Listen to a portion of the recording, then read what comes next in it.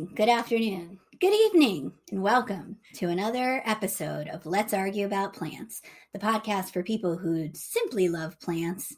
But not always the same ones. I'm Carol Collins. I'm associate editor at Fine Gardening Magazine.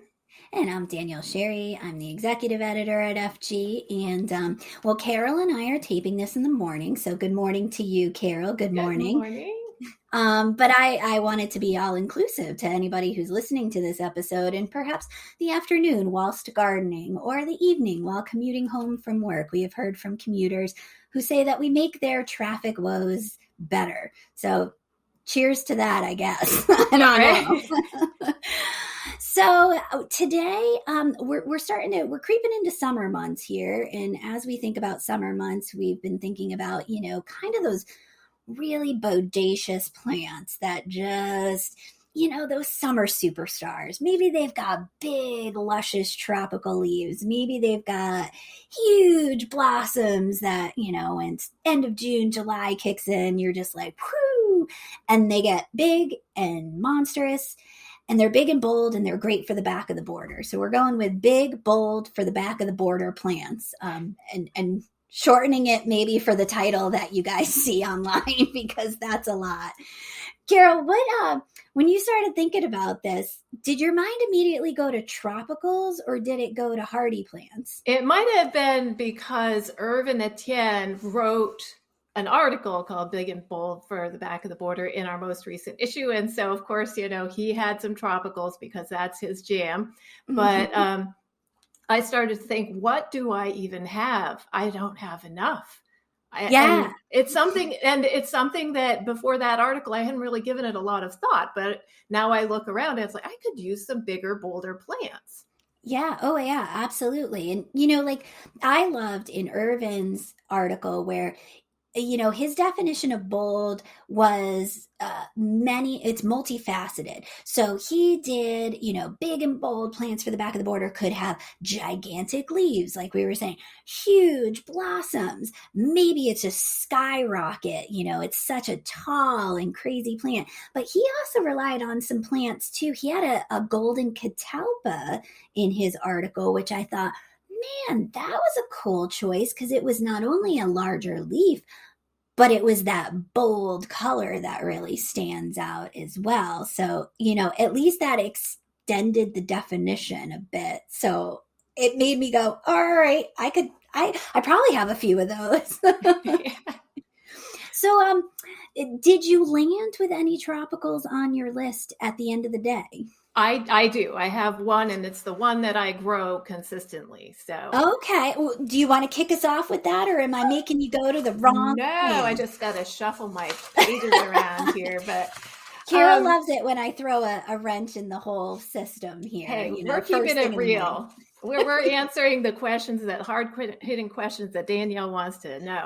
Yeah, give me that tropical, Carol. All right. So this is, maybe some people will find this a little expected, but canna lilies are just fantastic bold plants.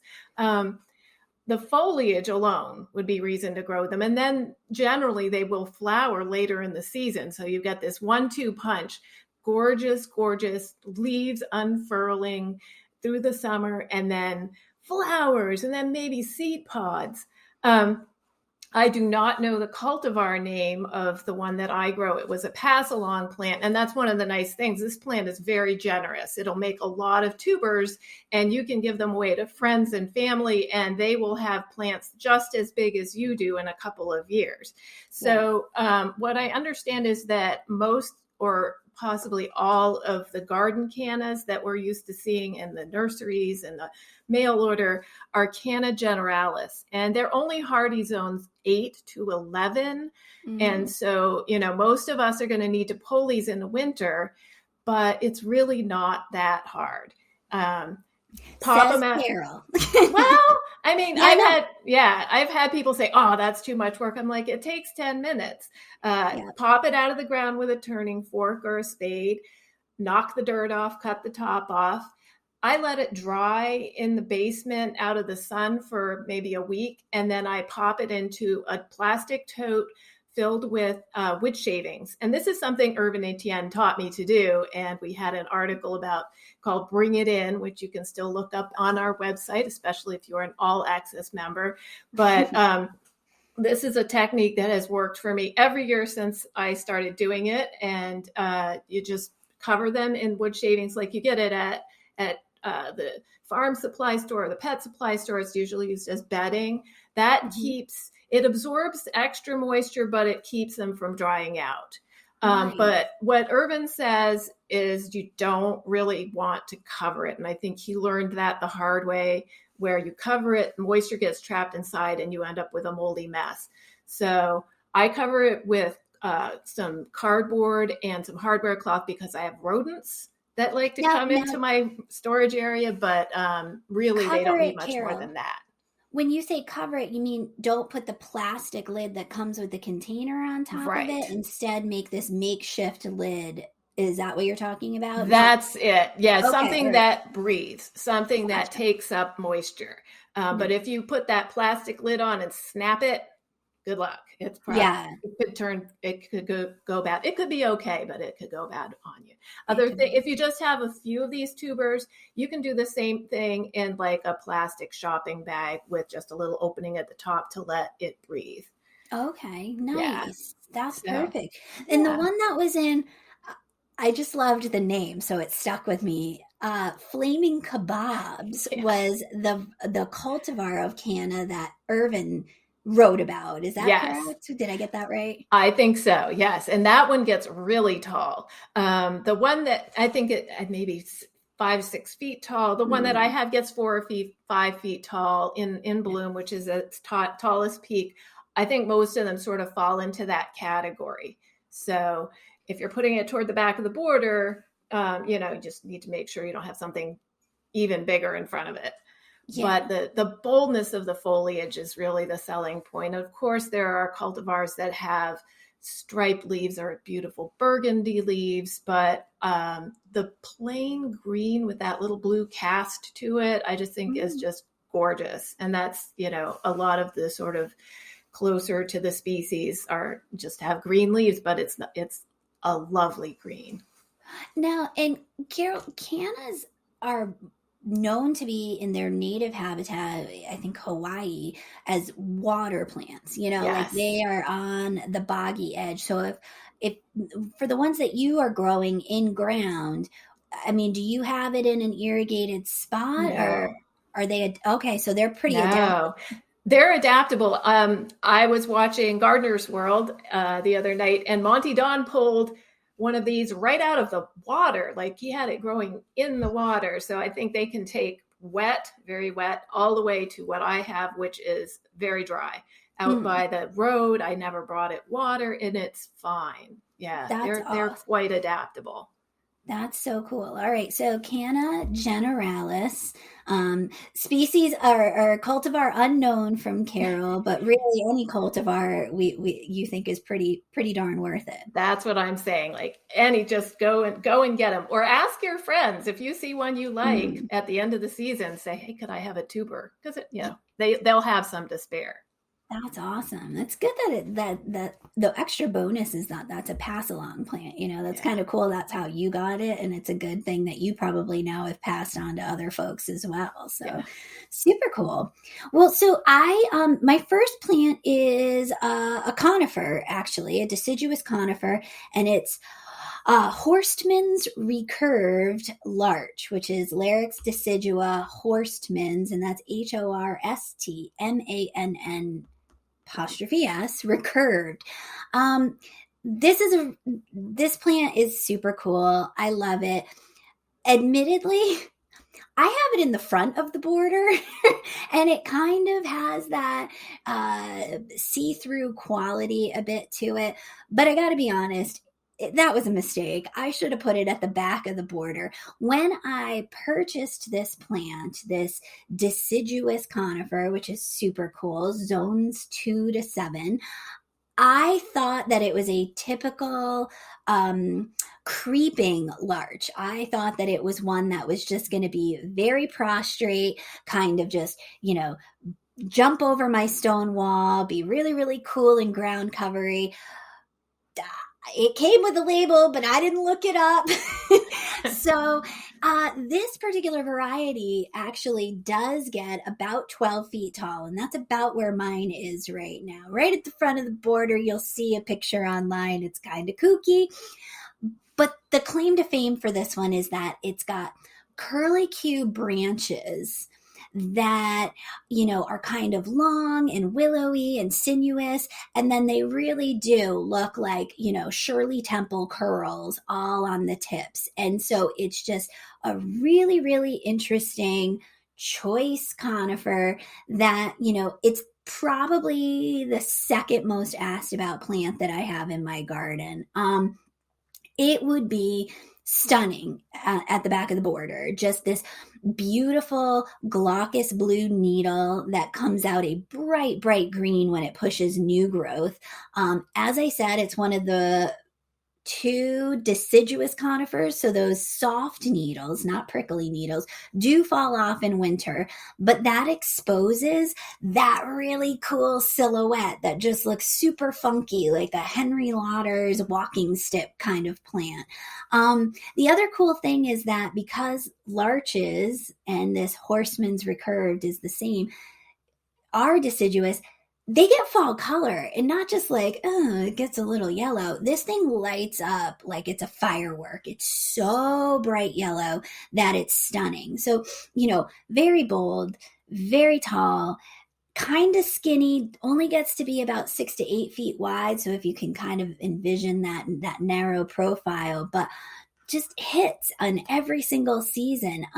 Full sun to partial shade and well-drained soil. That's the big thing with conifers is, the good majority of them, you don't want them sitting in water because they'll just rot out. They have a tendency to rot out. And unlike pines and spruces, not a ton of borer issues or rust issues that you often see with those other, kind of soft needled conifers. So I'm a big fan of this plant. I just really wish I had put it in the back of the border instead of the front of the border. You are a rule breaker, but I think that's cool. And I think that we should just throw out the idea that any of these could go anywhere in the border. Having a see-through plant like that, it just sounds so cool to put it front and center. Here it is. I mean, it really is. Maybe that's why it's the most asked about, or the second most asked about plant in my garden, because it honestly is. It's like right up in your face. And now reaching out into the driveway with its crazy, funky little arms. But yeah, that's true though, because, I'm thinking about your Canna. If that was like right at the front, that's an exclamation point. That's an instant focal point if you push it a little towards the middle or the front of the bed, as opposed to, the rear backseat seating for these guys. So yeah, good point, Carol. Good point. So I forced your hand on your first plant that you told us about, Carol. So I'm going to do dealer's choice, and you can re-get your list and recommit to the order in which you wanted to talk about plants. What you got up next? Okay, so the next one I have is one of my favorites that I just love, and it is royal purple smokebush. It's one of those red-leaved Catinus cogagria. Royal purple. It is hardy from zones 4 to 8, and it gets up to 15 feet tall, 10 to 12 feet wide. It likes evenly moist, well-drained soil, but I can tell you my soil is not evenly moist, and it's just fine. It will not tolerate, unlike the Canna, overly wet soil though. So do not put it in the boggy part of your yard, but pretty much anywhere else. I think it is quite adaptable. The foliage is the reason to grow it. It's not just one color. It is different colors at different times of the day, based around sort of a reddish purple, but there are blues that come out when the sun shines through it. It's got sort of like a glowing amber. With the photo that I put in the show notes has got that going on. And if you are gardening and you've got your hands in your gloves, don't worry, you can, after you get inside, look this up at finegardening.com and see all of the pictures that we have of these plants. but it gets its common name from its flower, which is like this airy, smoky inflorescences, and some people hate them. They cut them I don't off. get that. I do not get that. I've never understood that, but I feel like it's a 50-50 thing. Gardeners that you meet. Yes. Yeah. They coppice it, cut it way back, to a nub, and then it sends up. I mean, I must admit the foliage does get even better when you coppice it. I don't have the heart to do it. I was like, you go, you do your thing. I am not interfering with it. And it has given me a great shape I think I've had this now for 4 years, and it just gets a little bigger and a little better every year, and more branches, more leaves. And it's finally starting to fill in these spots at the back of the border where I really need it. This is part of my screening border between me and the neighbor. And nice. This is a heavy lifter, especially during the summer months. Of course, it's deciduous. It gets kind of cool autumn color. It flushes like scarlet around the edges in the fall, and it lasts right through several frosts. But just a workhorse, relatively pest and disease free. One thing I haven't experienced this because I always wear gloves when gardening, but some people will get a rash if they contact the sap, and that is because it is related to poison ivy. So if you get poison ivy rash, I know this is something I learned with my research just last night, but I did not know that. It's related. And so therefore, if you have a problem with poison ivy, you may have a problem with the sap of this plant. So just, another reason not to cut it back. Just leave it alone.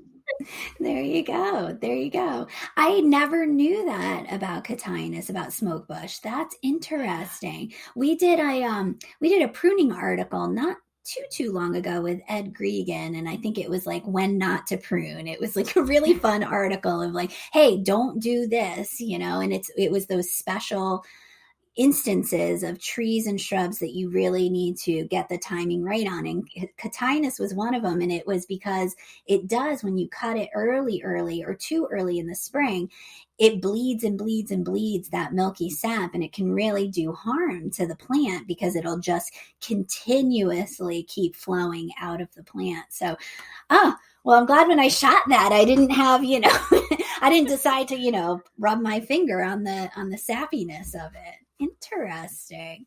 So, Carol, do you have a specific cultivar of cotinus? Yes, this is royal purple. I have two, and the other one has purple, and I think it's purple supreme. But this is my favorite. Okay, don't tell purple supreme. Okay, I will not. Shoot, we don't want that jealous girl getting any more jealous. And zones 4. Zones 4 to 8, so really quite hardy. My friends in Vermont, you can grow this. Okay, that's awesome. That is awesome. Well, I'm gonna hop onto your bandwagon and do a plant that I wasn't gonna do right now, but I'll do another shrub like cotinus that could be grown as a cutback shrub and, really coppice it pretty severely. And that's dappled willow, which is Salix integra Hakuro nishiki. And that's zones 5 to 7. Now, most of the references say 5 to 7. I'm going to tell you, I was out in Wisconsin in a zone 4 garden where this was grown to perfection. So I'm not sure that that's entirely accurate. So zone 4, you might still be in the game with this dappled willow. But, this was a plant that back when I was younger and working in nurseries, it took the gardening world by storm. It really became a super popular plant. Full sun to part shade, well-drained soil. That's the thing with willows, but it will tolerate wet soil. I mean, there's a reason that, in all those classic fairy tales, you see weeping willows kind of growing on the sides of the streams and brooks because they soak up a lot of water. And this is a great plant for a rain garden area or an area that you are trying to dry out a little bit. But will do fine in well-drained soil as well. It's a fast-growing shrubby willow. So this isn't a willow tree per se. 4 to 6 feet tall and wide, and then about as or tall and about as wide. But it takes a hard pruning. You can cut this baby back to about 12 inches. And you might want to do that because the new growth, the new stem growth, is bright, burn your retinas out red. And it's really that new growth that takes on the most red hue. So if you're looking for something that puts red twig dogwood to shame, a dappled willow might be right up your alley.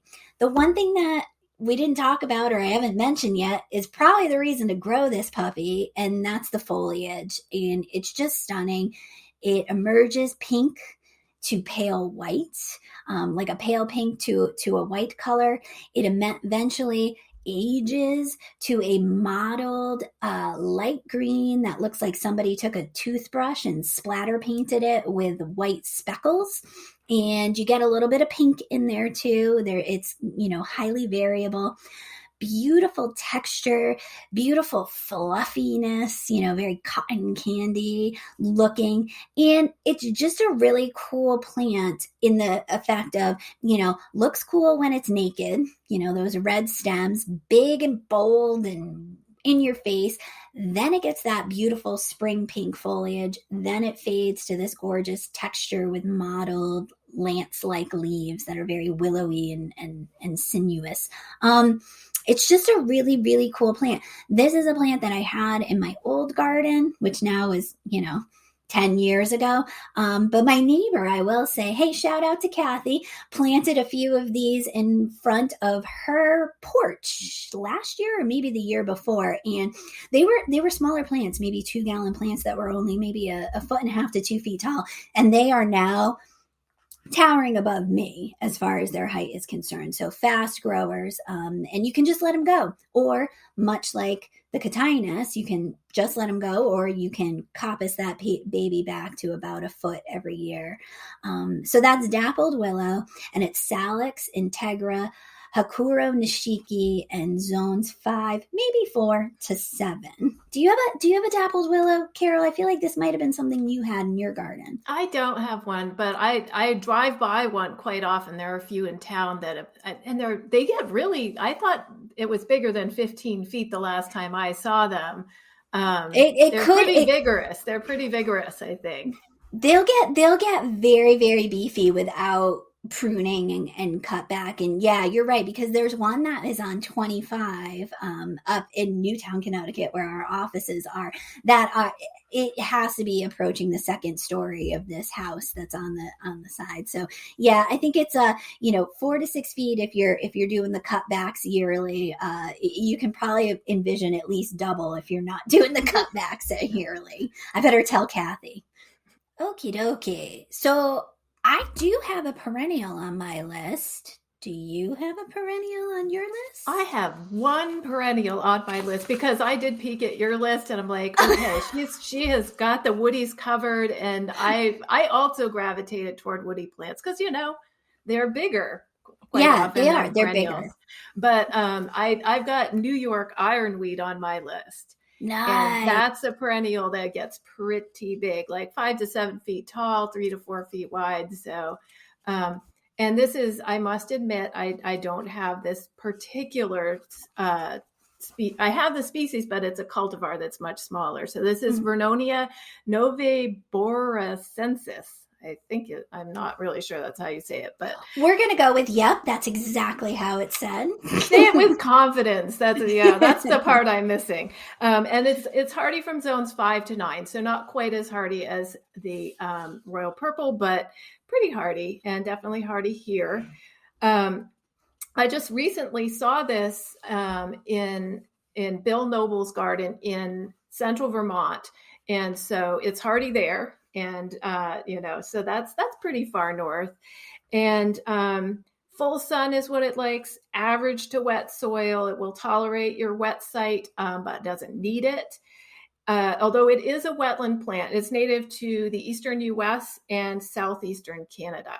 Mm-hmm. And it will adapt to garden conditions, but what it would really appreciate if you can give it is moist, fertile, acidic soil. Mm-hmm. So if you're in a place with alkaline soil, you may need to amend or, maybe not grow it. I'm not sure. But bloom time is late summer. And until then, it's just a big plant. Lancate leaves, sort of medium green. It'll stand shoulder to shoulder with things like your heleniums. And then boom, at the end of the season is when you get those flushes of the frilly purple flowers that the butterflies absolutely love. It has rusty reddish stems. Once the flowers fade, it holds the sort of seed heads, and they're brown and, not too bad looking. You can leave them up, you can cut them down, whatever you want. Mm-hmm. But what I have of this species is the cultivar iron butterfly, which is adorable but tiny. So I need to get the big brother. I need to get the straight species. I like that, like the big brother, little brother versions of things. That would make a fun article. Here's the big guy and here's the little guy. That I always think of ironweeds as being, perfect companion plants with Joe Pye weeds, eutrochium, because they kind of do the same thing. They, they're big, they're bold, they put on a lot of foliage until, kind of the last gasps of summer, early fall. And that's really when the flower show begins. And, you see them intertwined so often in the native, environment, that I always think, those would be good together. They seem like perfect pairs and good cousins or good buddies too. Yes, and both excellent nectar sources for those monarchs that'll be migrating around that time from our area. So they can fuel them up and get them on their way to their overwintering grounds. Nice. Yeah, that is so important. Something that we don't talk about often enough, I think, is that those really late season and really early season pollinator plants, there's a plethora of things to choose from right now in June, July, but it's really in those shoulder seasons we got to think about for the pollinators. Well, so with that being said, I'm going to pick a plant that looks great in June and July. So my perennial that I went with, I was looking around the garden and trying to figure out, all right, what do I have for a perennial that's big and bold and be great in the back of the border, or is in the back of the border? And I settled on baptisia. Now I've got several. I've got baptisia australis, which is the straight baptisia that's just those beautiful, bluey purple pea-like flowers. I've got a yellow one. I think it might be, I don't know, lemonade something. I've got lunar eclipse, which does like this cool color transition, white and yellow. But I decided, hey, let's go for something that I don't grow and maybe I haven't talked about on the podcast 50 times already. So I went and dipped into Richard Hawkey's article on a trial that he did on baptisia. So, let's trust the guy that grew 50 of these things and see what he has to say. So you can find that trial from Richard on our website. Just look up Richard Hawkey baptisia. And I'm going with Midnight baptisia. And that is a cultivar that is in the Prairie Blues series, which was actually developed at Chicago Botanic Garden. It's zones 4 to 9. And so here's what I'm envisioning. It's one of the biggest baptisias, and that's kind of why I chose it. But I also love this story that Richard told about Midnight baptisia. So they're developing this series of this really cool plant. It's the Prairie Blues series, and they've got smaller ones and bigger ones and all different color variations. And there's this super awkward one in the back that's got dark flowers, super dark flowers, but the plant wasn't looking like much year 2. But Pete Udoff pays a visit to CBG and goes, that's the winner, and points to this awkward one with the dark flowers. And everybody apparently at CBG was like, oh, all right, okay, but it's Pete Udoff. We gotta go with this, keep growing it on. And by year 3, 4, 5, this plant was gangbusters. It was full and lush. And the photo that you'll see on our show notes was when I went out there and took a photo. I think we were in year 5 of the trial at that point, of this Midnight baptisia. And it is beautiful. 4.5 feet tall. That is a monster perennial. huge vase-like habit of these multi-clumping stems with these tiny little pea-like foliage too, glaucous foliage that's really, really attractive, and then shoots up these spires. And midnight, the cultivar midnight, the flower stem alone can reach 24 inches. I mean, that's gigundo, crazy big. And the flowers are comprised of these inflorescences that have all these teeny tiny little pea-like blossoms to it. Think lupin. It kind of looks like a lupin. And the transition is they start blooming from the bottom and then bloom all the way up to the top. So if you've got a flower stem that's 24 inches tall, you can imagine how long the show goes on for. I mean, it's weeks and weeks that this thing's in bloom. The great thing about midnight that they also found, besides the fact that eventually it grows out of its awkward phase, was that it reblooms, but sporadically, and the inflorescences that are on that second flush that's kind of towards the end of summer are much smaller and kind of more hidden into the inside of the plant, not as big as those big candles of flowers.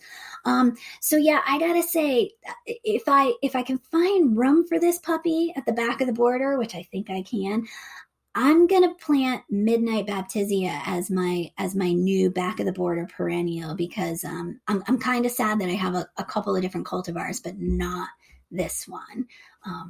Wicked bodacious. Yeah, boy. I think that the idea that I failed to grasp about baptisias is how shrub-like they are and how big they get. And I think because you grow so many woodies, you're going to be, you're going to know. You're going to know how much space to give it. I grow annuals, and sometimes the perennials surprise me. Yeah, and baptisia, you buy it in this one little gallon size pot, and you're like, oh, it's going to be so cute. But yeah, no, you're right. Shrub-like would be a best description for baptisia. All right, and as we come to the end of our back of the border bold plants episode, what was the last guy to make the back row for your selections? I shouldn't say guy or girl. It's for the back of your border. Carol, what do you got? I've got one that will take some shade, which is something I realized I didn't have. Most of these big bold plants that I was talking about, like the full sun, but Snowflake oakleaf hydrangea, which has a different cultivar name. It's Hydrangea cursifolia Brido or Brido, Brido. And that is hardy zones 5 to 9.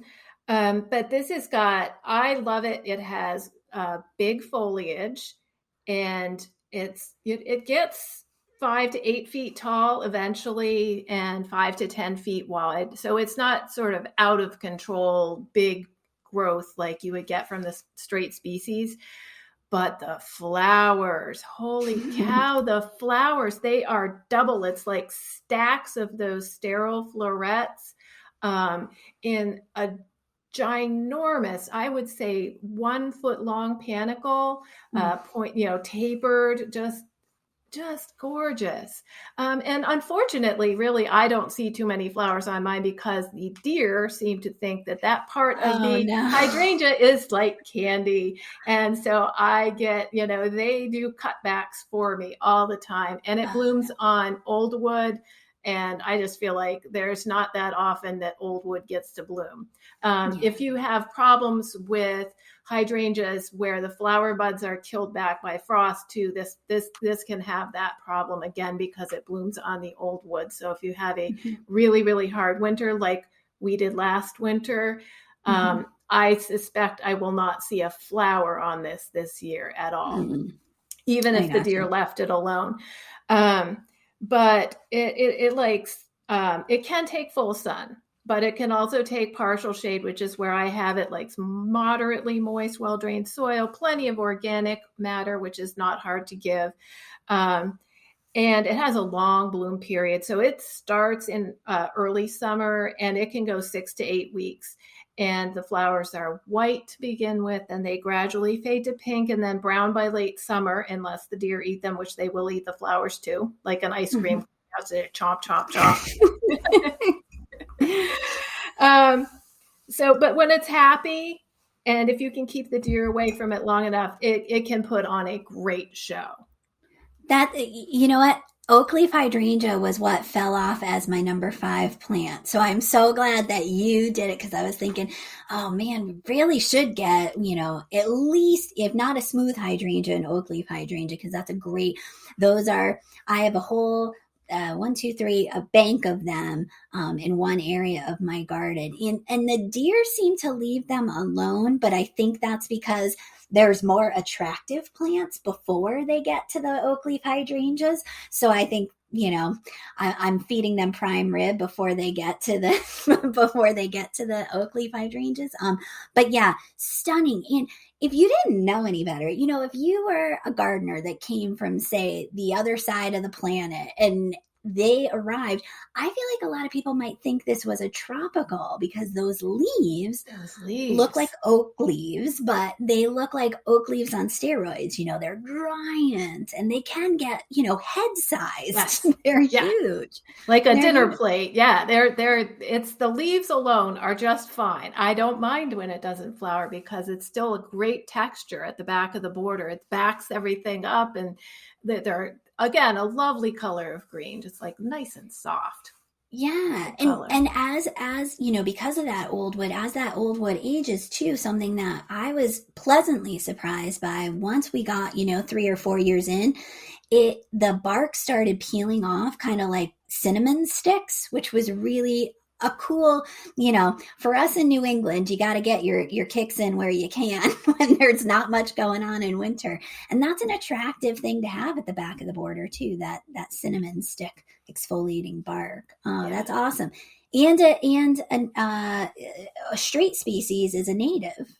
It is, right? Southeastern U.S. And some people down there in the southeast, I'm thinking about Alabama, say this is almost weedy. They have to pull out seedlings because it does really well. So, yeah. I mean, everybody wants what they don't have, right? I'd love some weediness from my oakleaf hydrangeas. I'd love to have that problem, right? Yeah, me too. Well, I'm like, this worked out perfectly because I'm going with a North American nativar shrub with exfoliating bark, and I'm going with a ninebark. And I wasn't going to do Diablo. That's what I've got, the cultivar I've got in my garden. And then I've got Tiny Wine, which again, that's like the little brother version of this really cool plant. So I'm going with Panther, which is a newer cultivar that was out, I think, 3 years ago. So that's Physocarpus opifolius N5, N as in Nancy 5. Who knows? Zones 3 to 8, 3 to 7, it's kind of variable how far you can push into the south with ninebarks and they still do well. Full sun to partial shade, mostly full sun though is where you want to be, but I only say that because if you are down south, you do want to put ninebarks in a little bit more shade. Panther gets 4 to 5 feet tall, but only 3 feet wide. It has a more columnar habit to it than most ninebarks, which you think of as kind of looking like a, fountain that have these big outstretched branches that touch the ground. This guy is a little bit more behaved. You can get more of that exclamation vase-like habit to it. The real reason to grow Panther is its dark foliage. Now, I think most of us are familiar with ninebarks now, with the color species that came out, like Diablo, like Tiny Wine, that have a coppery purple color to them. I mean, they describe it as purple. It ain't purple. I mean, it's like a copper brownie. It's still attractive, burgundy, but Panther is purple black. I mean, we're talking like your cotinus, black purple leaves, and they're larger and they're crinkly. So it's got a cool texture to it as well. And then let's not forget, it still does its show about late spring, early summer, where it gets showers of pink disc-like flowers that are just beautiful. The pollinators go nutters over them, and they're just really super cool. It's a drought-tolerant shrub once established, and pretty bomb-proof too. Takes renovation pruning well. So if they do start to get, kind of big and gangly, you can take that puppy all the way to the ground. Just bear in mind, you're not going to get the same flower show that year if you take it all the way to the ground. But this, I feel like this is the Richard Hockey show now, but this was also a ninebark that was featured as an up-and-comer by Richard Hockey in Fine Gardening issue 202, where he did a trial on Physocarpus, on ninebarks. And this was one that, when Richard says that he's interested in watching a plant very closely because he thinks it's like the new best thing, I'm going to listen to him. So Panther ninebark was one of those, and North American nativar, so can't go wrong with that. And now, because everything sounds better with a British accent, here's Peter to talk about how he feels about big and bold people. If you thought I was going to use my time today to lament being a tall person forced to stand at the back of the border, you'd be wrong. I feel that is territory I've already covered in episode 107. Instead, I'd like to discuss boldness, a trait that I admire in others, but wouldn't attribute to myself. Don't get me wrong, as a young brash lad growing up in Luton, England, where else, I had a certain boldness. Indeed, I sported the occasional oversized collar and flared crushed velvet trouser leg. And yes, my roguish floppy hairstyle would have been categorized by my clean-cut parents as bold, though unkempt might have been their preferred terminology. But as time marched forward, I inevitably became more subdued in attire, grooming, and overall demeanour. I certainly wouldn't be the one to jump up on the table at a party and burst into song. Nor would you catch me wearing the loudest colour shirt possible. I'm a blender, not a stick-outer, and that's okay. Because much as in a garden, a space filled with nothing but big, bold people is chaotic. You need more subdued, even-keeled folks to balance everything out. For the gardeners out there, I will offer an example. Imagine, if you will, a beautiful 20-foot-long border filled with exquisite dark rich soil ready for planting. Now, envision that space filled with nothing but huge elephant ears, giant dish dahlias, and towering sunflowers. Each is beautiful in its own right, but altogether, nothing stands out. There's no focal point. Instead, imagine that bed filled with an array of plants of all shapes, sizes, and textures, some flowering, some not. Now dotting some clumps of big, bold, Thailand giant elephant ears at the back of the bed. It's a better vision, is it not? Big and bold are traits to be admired in plants and people, but just remember that they are best consumed in small, measured doses, like so many other things in life. So Peter brought up a good point. Sometimes you can have too many big and bold, so you gotta balance things out, like at a party. Yeah, we have all been to that party. Yeah, oh, yes, we have. And I'm looking at myself going, maybe I'm that person. Anywho. Well, it's like, if you think you haven't been, you probably are. So I think you're okay. All right, good. Well, let's go to someone who's not big and bold, but who is lovely, and see what our expert has to say about big, bold plants. Hi, my name's Courtney Olander, and I'm the landscape designer and owner for Olander Garden Design, based in Seattle, Washington, where we're lucky enough to live in a relatively mild climate with a fair amount of water. So when Danielle asked me to share 3 of my favorite plants to use for boldness in the back of a border, it was actually really hard for me to narrow down my choices. Usually when you think of the back of the border, I like to think of usually taller plantings. There's usually some screening involved, like you're trying to block the neighbor's driveway or the RV that's parked across the street, or maybe some garbage bins. So usually the back of the border is, for me at least, considered kind of a utilitarian space.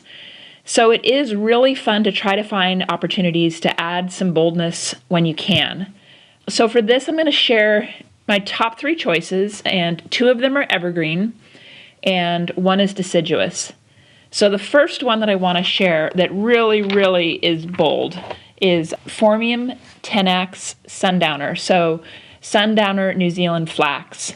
And this here in the Pacific Northwest, in the Seattle area, usually grows to about 5 to 7 feet tall. So it is quite tall, but in its sort of ideal conditions in California, it can definitely get up to 9 or 10 feet tall. So this is a big plant, and it's evergreen, which makes it super easy, so you can leave it alone all year long. You don't have to cut it back, but it is not only because of its height, being anywhere from 5 to 9 or 10 feet tall, but more for me, the boldness comes from its structure and its shape. It has this awesome, like upright form where it almost looks like a little mini firework or explosion, like really an exclamation point in the back of a border.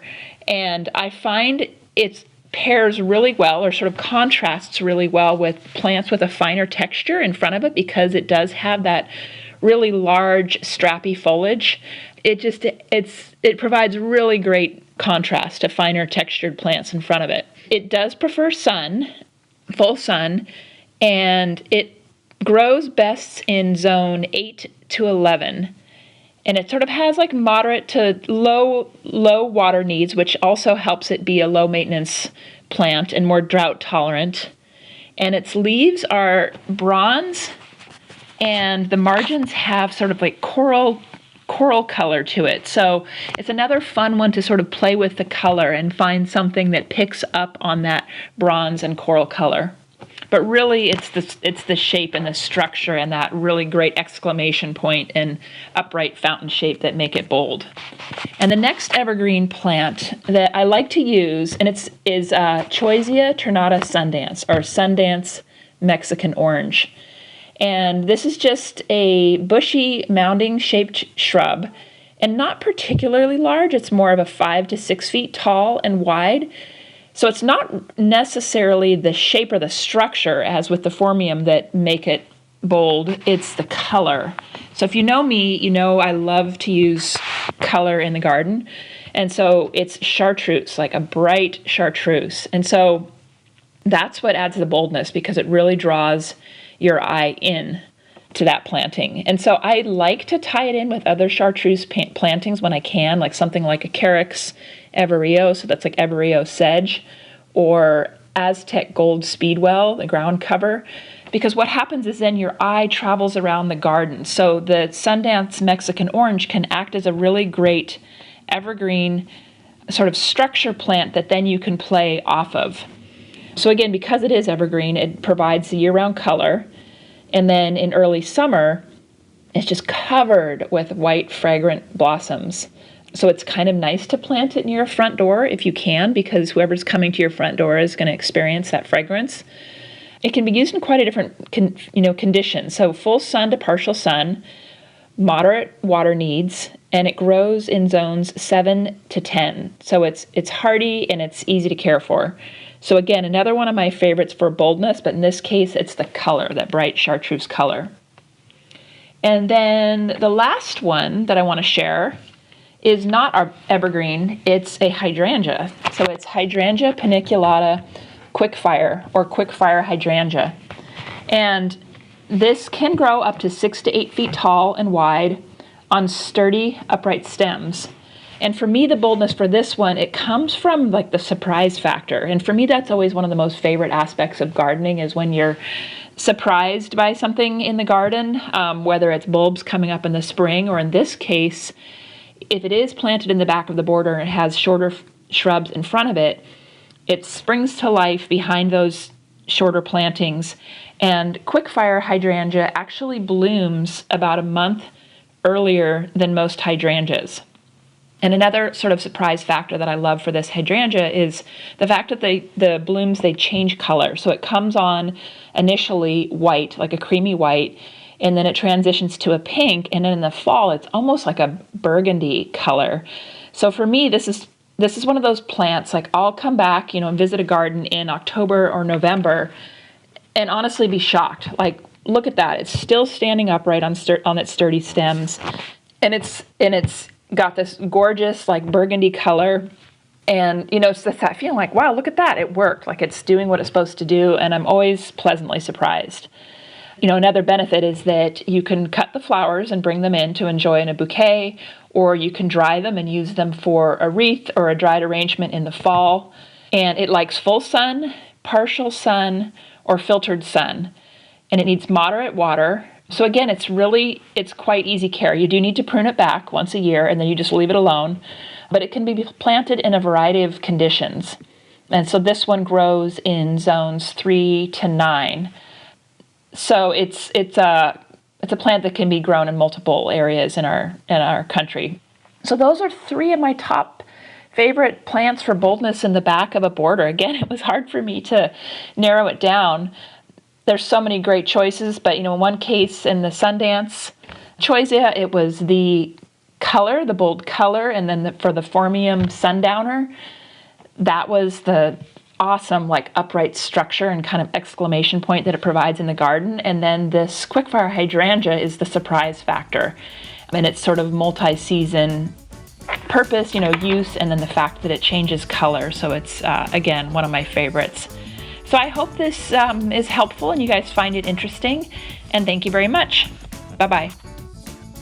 Oh man, sometimes the experts mention plants and I'm like, oh, I could grow that. But this time when Courtney mentioned that choisya Sundance, I've always wanted to grow that plant, but it's just out of my zone. But the hydrangea, though, that's one we could grow. And that one, Bill Noble, it's one of his favorites in Vermont. So I think there we go. Oh, There's nice. A hardy one. There's a hardy all one. Right. All right. I can't have the main course, but at least I can get a little appetizer beforehand.